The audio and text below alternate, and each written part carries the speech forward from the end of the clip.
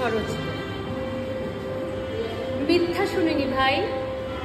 এই হৃদয়ের চেয়ে বড় কোনো মন্দির কাবা নাই।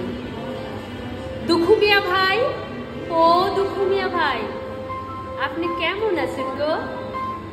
আচ্ছা, আপনি কি এখন স্বর্গে নাহি বেহেস্তে আসুন? ঠিক হইলেন? সব একই?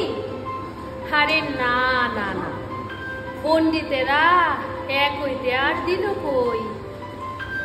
কালী কেষ্টরে লইয়া কতই না গান বানাইছিলেন, আবার মদিনা আমিনারে লইয়াও। আসলে সাচ্চা শিল্পী তো খালি সৃষ্টি সুখের উল্লাসেই মাইতা থাকতেন, যার ধর্ম লইয়া মাথা ঘামান নাই। জাতির নামে বজ্জাতি সব, এই চরম সত্যটা আপনি ঠিকই বুঝা ফেলাইছিলেন।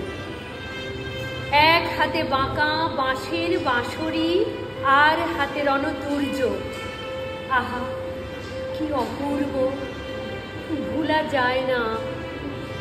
আপনার মতো প্রেমিক আমি আমার জীবনে দুইটা দেখি নাই। ভিতরে প্রেম না থাকলে অত সুন্দর সুন্দর কথা কেউ কইতে পারতো? আর আসিল আগুন, যার লেলিহান শিখায় আপনি আলোকিত আছিলেন। কখনো আসুন, চিন্তা করেন না।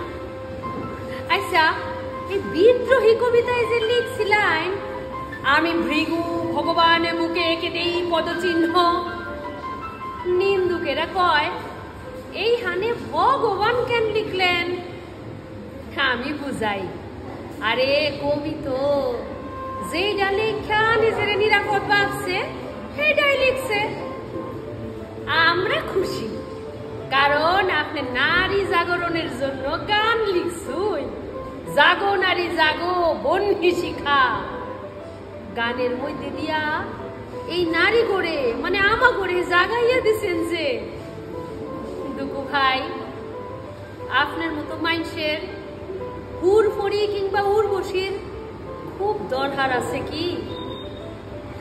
আপনি স্বর্গে বা বেহেস্তে না গিয়া না আমাগুর মতো মানুষের লগে থাকুন না, আমাগুর মতো সাধারণ মানুষের লগে থাকুন।